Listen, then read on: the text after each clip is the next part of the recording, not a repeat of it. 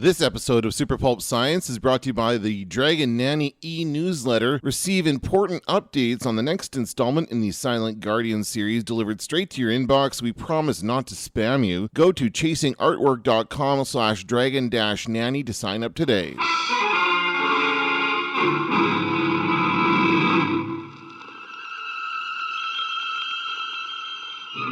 Attention, citizens.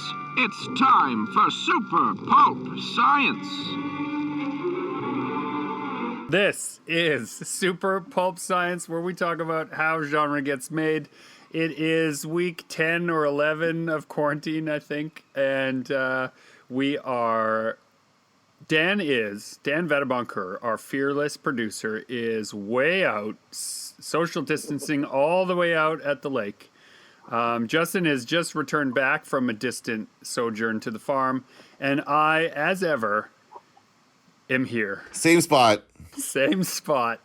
But I'm in a much improved mood, headspace, and work output from last time we recorded a podcast together, gentlemen. So I really appreciate the ability to just kind of mental barf that all on you, talk about it, stir it around, and then come out with some better attitudes about it. It was like once I had admitted to myself that it wasn't going well, then it started going better. Yeah. Good. Which is, I think, an important thing to realize. Justin, I need to start by saying you've been sending pages of Dragon Nanny that are like some, I've said it before, that it's some next level work by you, but this is a little embarrassing on my, like, have you been just holding back? Have you just been holding back all these skills and compositions? Like, where is this coming from? For the dear listener, I'm used to seeing Justin's work as these large, somewhat complicated, but basically sweeping compositions that have a sort of, they tell a story in a big versus small kind of relationship. He has not focused, in my time knowing him, as far as I knew, on panel-to-panel relationship between characters or on real staccato story beats or rhythms, like a bunch of events that lead up and culminate to a big page turn. That's not been what I would describe as your wheelhouse as an illustrator until this last 3 or 4 weeks. I would say, yeah, like I vacation there from time to time. Like Rust and Water, was done in kind of spurts in between the pieces you just described. And same with like Red and See-Through. That was like kind of just a quick project.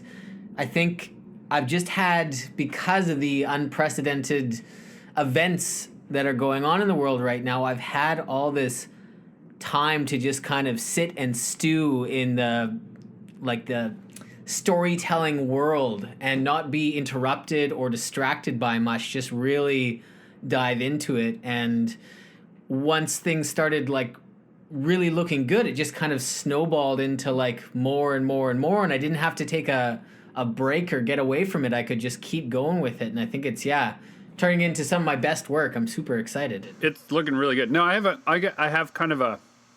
going to make a statement about how I view how some illustration comes together that I think will be good for the dear listener. And then you compare, contrast, if you would, what kind of process you've been using in these new pages. Because we're a audio medium, not a visual medium. So, dear listeners, simply imagine that when you're establishing a story visually, it is your job as an illustrator to figure out how much of the complete action is shown in a series of illustrations. So, for example, Dan has a cat running around in the room with him right now. If you wanted to illustrate that, you might show the cat standing on his table, and then behind him on the windowsill, and then on the couch. And each of those subsequent images would suggest that the cat moved somewhere, right? You fill that all in with your own mind. Another way to approach that is to break down those steps closer to what animation is and show the cat mid-leap between all of those scenes. So in the first example, that's right. There's 3 movements of the cat where all the actual motion you imagine, you could do that same thing in 6 frames that show the cat on the couch, the cat mid-jump off the couch, the cat on the table, the cat mid-jump off the table, right? Often, you would make this decision to either expand or compress storytelling, or to give yourself a moment to show character body language, to really show what kind of cat that is, how he moves, how he behaves. You'd show him in motion, right? A thing in motion reveals more of its character than a thing that is still. Mm-hmm. In your compositions, mostly, even if I look through Rust and Water, which actually, I have right here, I can hold you over the fire. If I look through Rust and Water right now, it's mostly that first set I describe of what's already happened is what you're showing. He's a little more static. Yeah, he's static. It's like he got to a place. He's at the lava. He's already hit the robot. In the Dragon Nanny poses, I'm seeing so much more of the personality of the robot in these keyframe motions of him walking down the beach, of him moving up a hill. You're adding so much more, so many more panels of illustration. What's going on? Why did that happen? What's happening in your head? Is it just because you have more time, or is there a method to your madness? Part of it, I think, I've been thinking about this because I'm working on a story that is kind of classic. Is it Joseph Campbell's Hero's Journey? Is it? Yeah. So more like classic epic storytelling. And I'm not sure like what classification this falls into, but it's more like a Pixar short where there is no real like villain or like dangerous explosion at the end, or there's like there's not as much of a threat as in like most normal storytelling, right? Like you're introduced to some characters and they go on an adventure and there's some kind of threat that they need to overcome. Conflict. Yeah, and in this story, I don't feel like we need that. It's almost like more akin to like a nature documentary or, like a silent, like those old Disney movies where they would just follow like critters through the woods, And I'm just having so much fun with them exploring the world. I'm not rushing towards that main conflict that we're so used to getting in stories. Yeah, what I'm seeing in these pages, I'm seeing them through the eyes of a young reader. You're putting all of these great details, like the bones of those old dragons, or the way the tide is moving back and forth, or even the way the sky is changing from shot to shot, for somebody to look at and track back and forth with their eyes.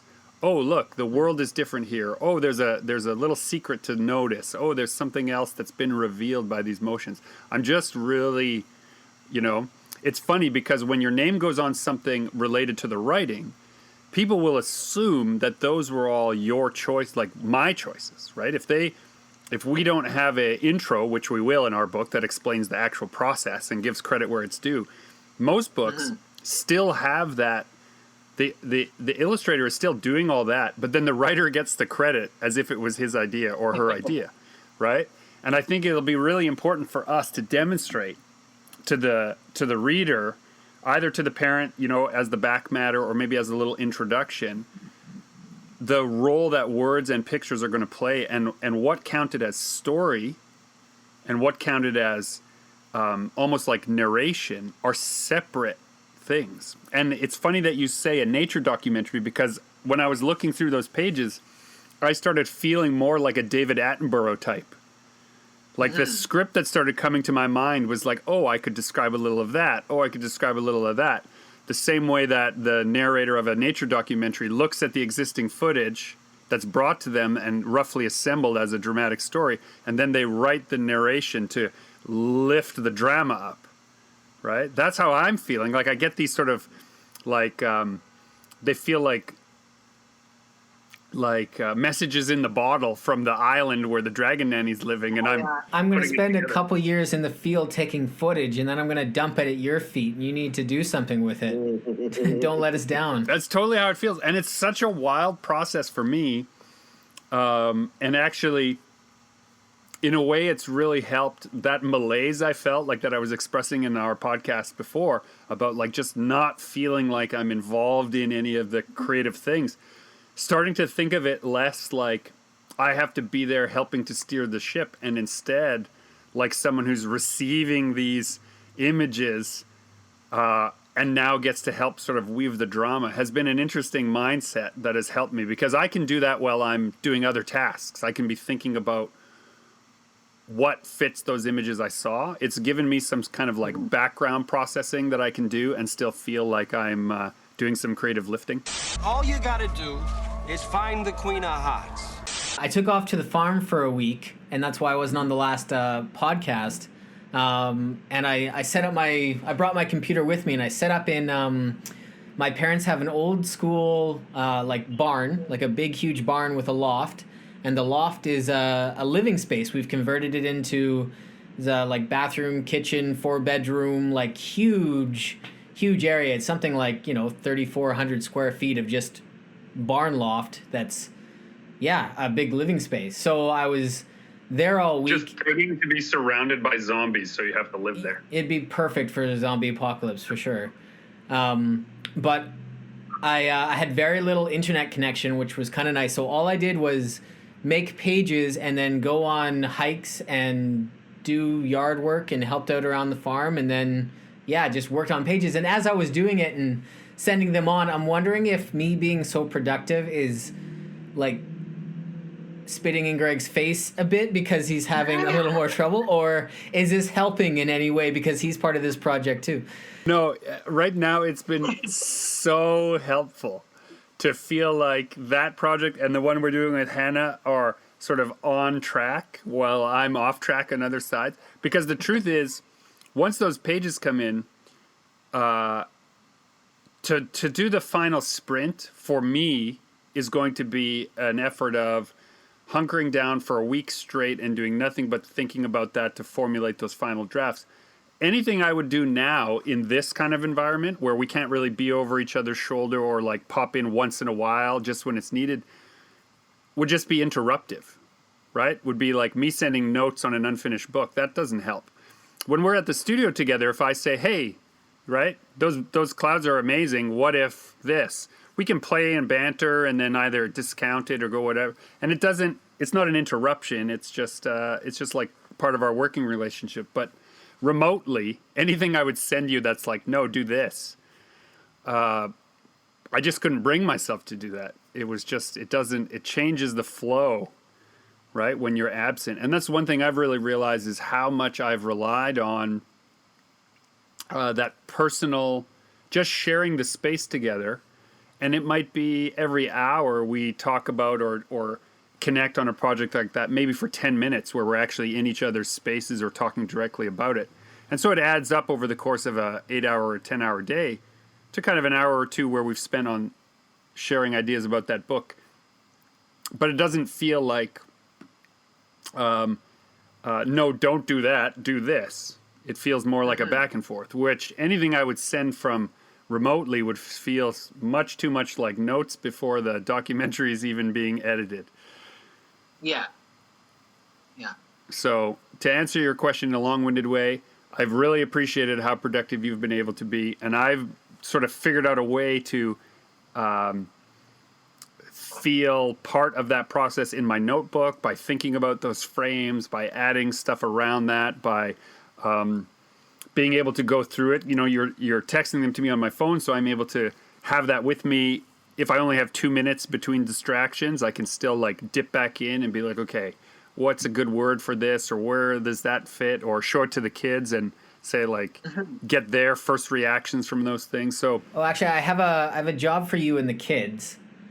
Along the way, the robot in the book is like a kind of a curious, playful bit of a guy, or them. It's a robot, right? Them, not him, her, them. They, yes, they pronoun. I need a list of things that you do when you're wandering through like the woods or going on like a hike with your kids, like throwing stones into the water, stacking stones, for lifting sure. rocks and looking under them, stuff like that. I need a more of a complete list of what you guys do when you're going on a hike.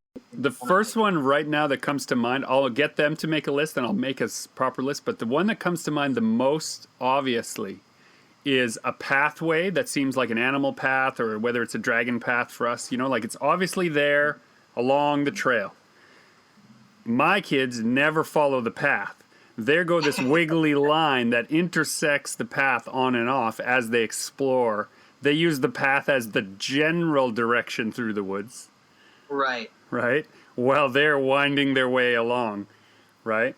Distracted by every rock and leaf and branch and anything that can be climbed that's within sort of 10 meters from the edge of that path. They try to climb it. Okay. Right?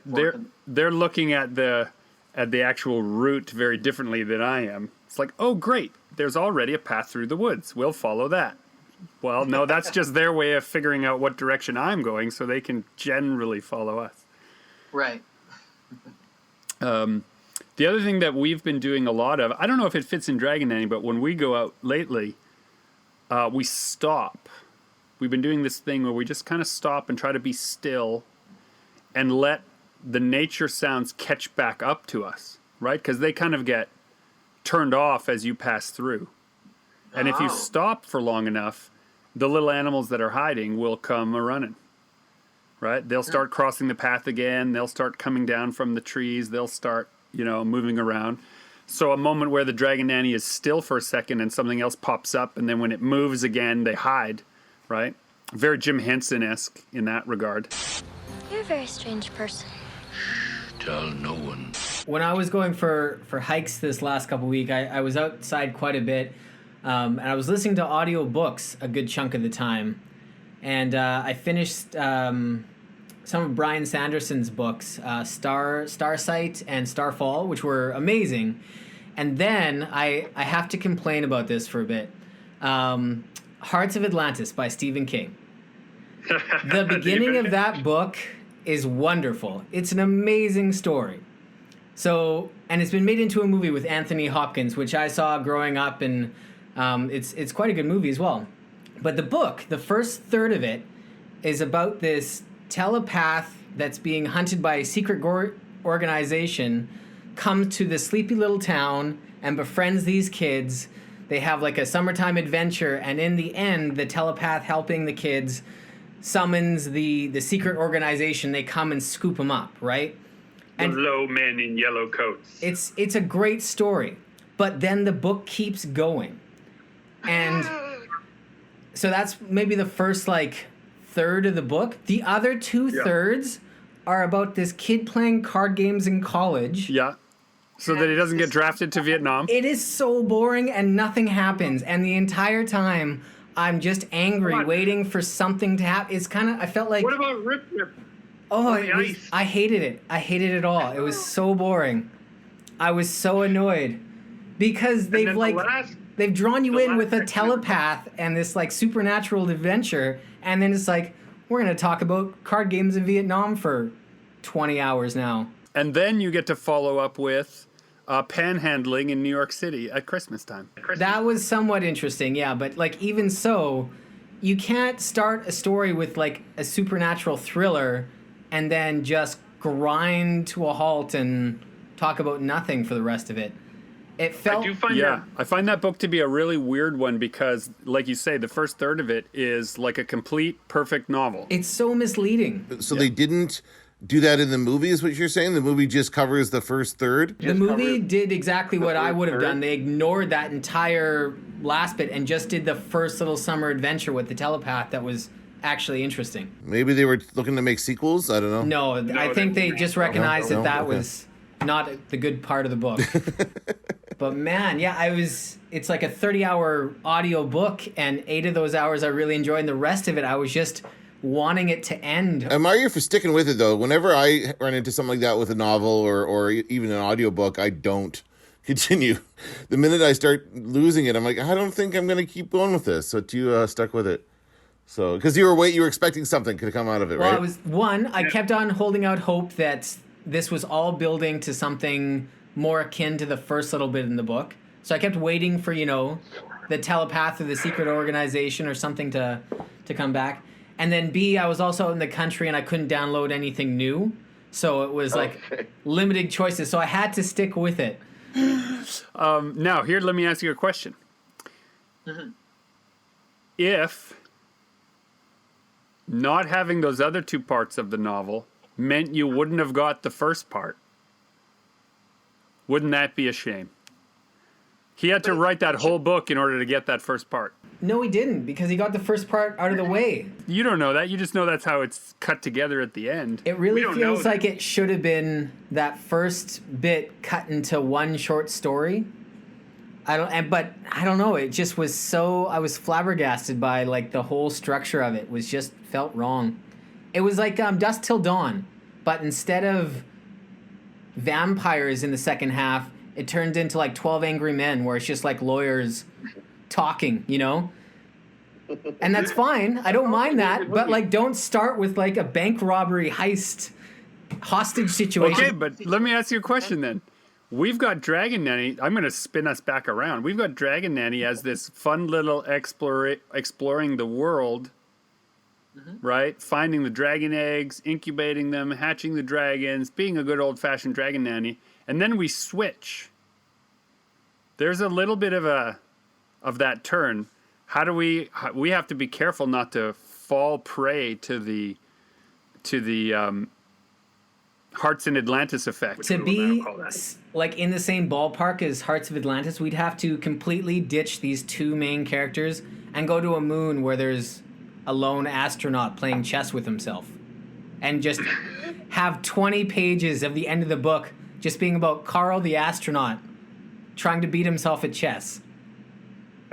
That's the departure to be like the Hearts of Atlantis departure. All right. So the HOA effect. We have to avoid that. We're not going to do that. I'm just all fired up because I finally finished the book and I'm just annoyed. Speaking of astronauts, we were going to record our podcast yesterday because there was going to be a giant, but then there was going to be a giant space launch, which we all wanted to watch. So we switched to today, essentially. That and I had some dadding to do. And then the space launch got canceled. So that's not till Sunday. The weather changed. Saturday. So the change of the weather delayed the launch, which is thematic because I'm seeing that on book Twitter and comics Twitter, that this change in the publishing weather has really affected the launch of many books. I'm not quite ready to give all the details yet, but that includes The Good Boys. Oh, no. Yes, it's been very much affected by a number of things. Because that book was finished. It was just in the production line? Yeah. Finished, yeah. The thing I'll say around that is big publishing, even mid to big publishing, is having a real hard time figuring out how to pivot. But those that have major distribution models in this changing weather are worried less because they are still able to feed into those channels. But if those channels end in small bookstores or mid-range bookstores or mid-range comic stores, that's all up in the air right now. So there's been a lot of search, and I've seen a lot of creators that should have no trouble getting, well, and have had previously no trouble getting their books launched with any of the top 5 comic publishers worldwide, are all switching to Indiegogo, to Kickstarter, to a direct distribution model in this new climate. And that's something I'm really, it's what we've been talking about, but I didn't expect it from so many of the quote-unquote big boys. Like Todd McFarlane, should Todd McFarlane have to rely on crowdfunding? No, he shouldn't. But he did. He's got a virtually guaranteed successful, he's got such a fan base and such a following that he could do anything through Kickstarter and it would be successful, and he could do that. He could have started doing that a long time ago. Well, so this is what I was getting at. You got it, Dan. You put your finger right on the pulse. Once people realize that direct distribution is available through these new models, and they're not all perfect, dear listener. It's not like easy money, but there is a way to directly reach your fan base without the distributor in the middle. I wonder how many of them are just going to stick with it. I have like kind of mixed feelings. Initially, when Kickstarter came out, I really didn't like when people with big followings like that. It felt like they were kind of stealing the thunder of people who were like Kickstarter originally was for projects that would never see the light of day on their own, right? And then when big companies come in, like Todd McFarlane is like an empire. When he comes in like to Kickstarter, it feels like he's kind of taking the thunder away from people who might need it a bit more, you know? Like he can do what he wants at this point almost. He could still publish his own, he could spend his own money, I'm sure he's got lots of it, and publish his own books and sell it online on his website without Kickstarter, right? Kickstarter is a way of measuring the audience reception of it. So he wants to be guaranteed that he's going to sell the copies of those books. That's why he does Kickstarter. But he could still finance it himself, publish the books and just sell them online, and I'm sure he would sell, as many. He doesn't have to use Kickstarter. From a straight-up business perspective, that's a bad move. You don't sit on stock without a pre-order. It's risky, yeah. Kickstarter is more of a sure thing. The pre-ordering bit, or it's an ordering system. Everybody who's Kickstarting it is getting the book, so it's almost like he's just launching this store. Yeah, and you give everyone their slice. In this case, Kickstarter becomes the middleman. What was the percentage that you had to pay of your earnings, Dan, when you did Kickstarter? Not a 3%, 3%, I think, or something like that. It's not huge. Does that scale? I mean, obviously we could just Google this, but does that scale go up or down depending on your earnings? Like, do you pay a higher percentage? No, it's just a flat. No, it's the same no matter what. Interesting.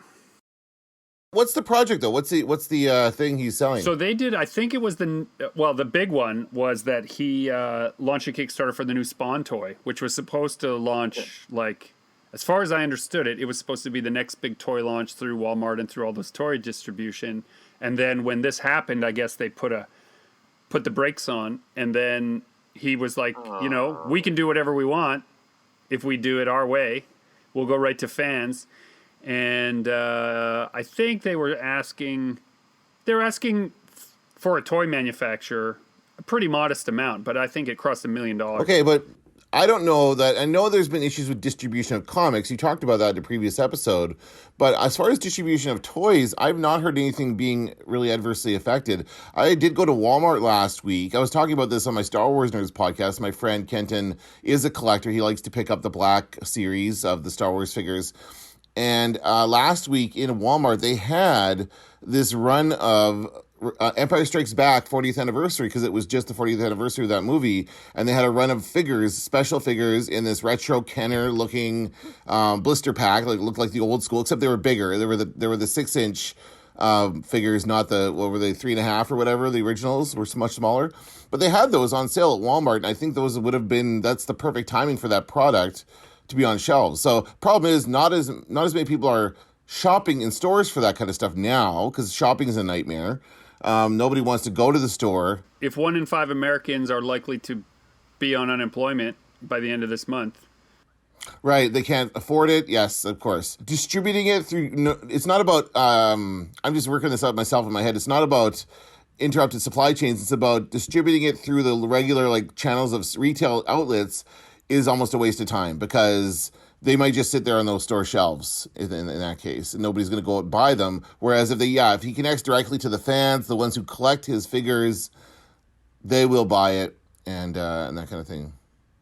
But is anybody else doing that? It's like throwing a net. The large distribution is like a net in the river, and the net is not that fine. So there's enough space for a lot of fish to swim through the net, but if the right ones come along, they get stuck.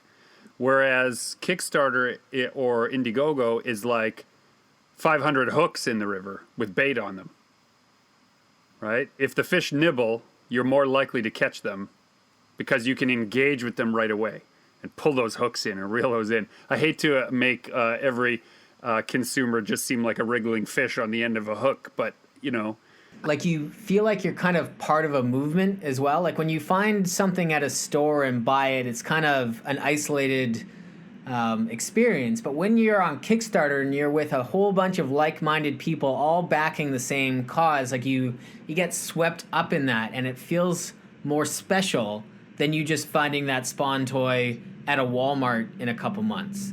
The fact that you backed it and helped make it happen, that's an experience in itself that will now be tied to that product and make it so much more special. It's kind of like exclusives at conventions, right? Like, there's nothing really inherently special about that thing. I know certain things, see certain things. Some think of it as a gift, but to me it's always been a burden. One of the things that I've been observing, because I've been going through, organizing my library at home, I'm going through my collection and donating some stuff and getting rid of things and like organizing.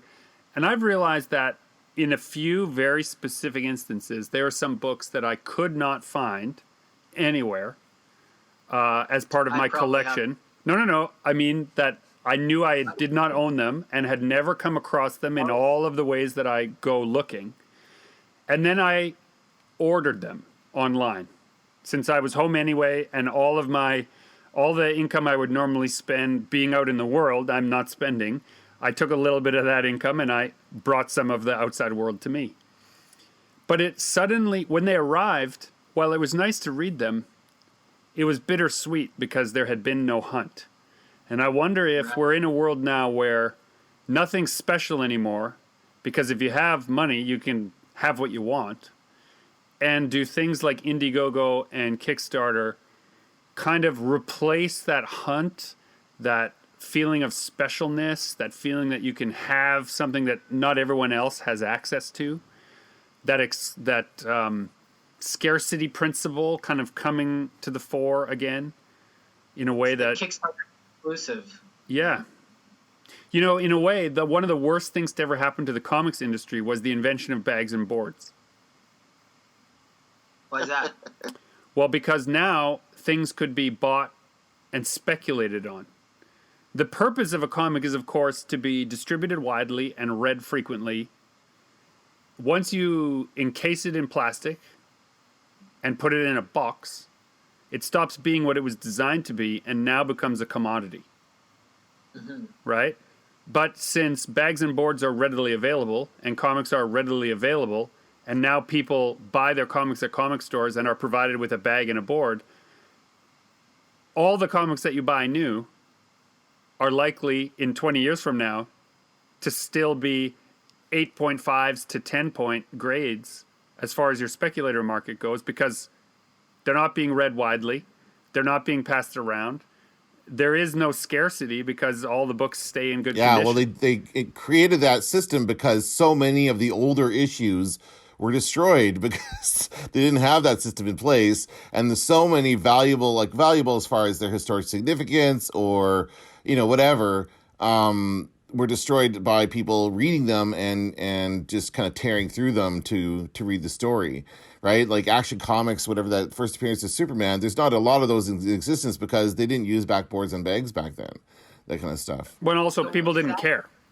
People didn't care, right?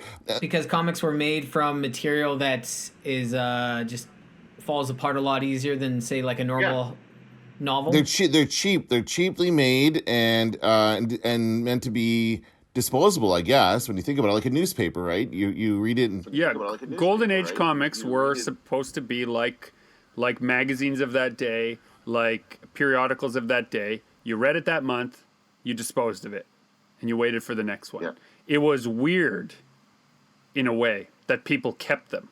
And that's what kind of gave the people in that golden age of comics, that like post-30s, post-World War II, where they were like, hey, maybe there's something here. It was because people had saved so many of those comics, so many of what everyone else deemed as being worthless, that people started projecting value into what was there, right? And there was enough of a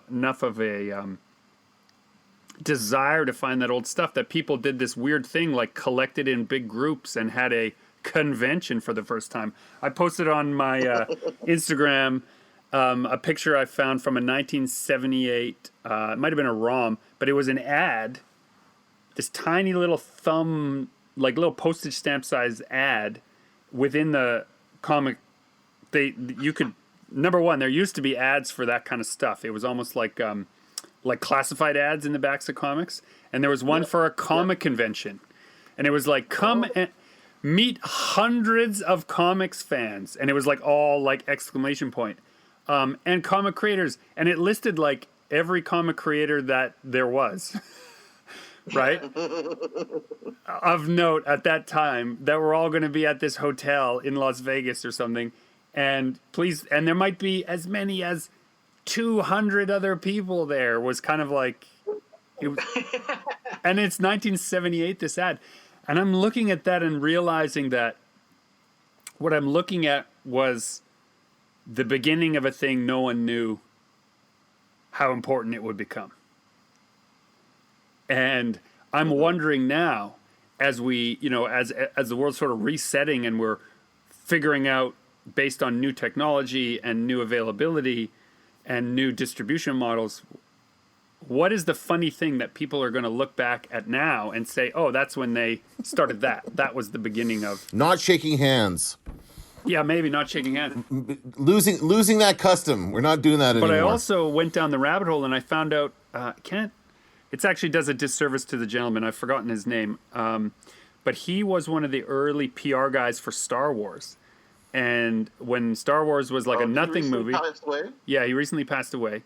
He was one of the first guys to recognize that people who are at these comic conventions, it's just a couple hundred people, are super into this stuff. He started going to shows and bringing Star Wars memorabilia to those shows before the movie was even out, to start building some ground support, right? In a way, you could say that he was one of the guys that invented the idea that you would go and do crowdfunding first, right? Go to where the people love it, show them something they would love, and let them get right behind it on the ground floor and have some ownership over it.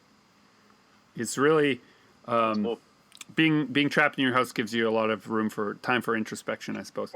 Where'd you live before you came here? Some other place that wasn't as nice as this. The other thing I've been doing, because I can't sort of have I have no confluence of thought right now. It's coming. We've made a schedule that's going to give me sort of 3-4 weeks of really solid work coming up, which I'm so looking forward to. But I've been drawing a lot more with intent. I usually use my sketchbook as simply a way to get a rough idea down, and then when I finally have 4 or 5 hours on the computer, I'm going to refine that, make an illustration. Collaging elements of photographs or color samples or whatever. Like, I'll just go on a deep dive and put it together based on a rough illustration.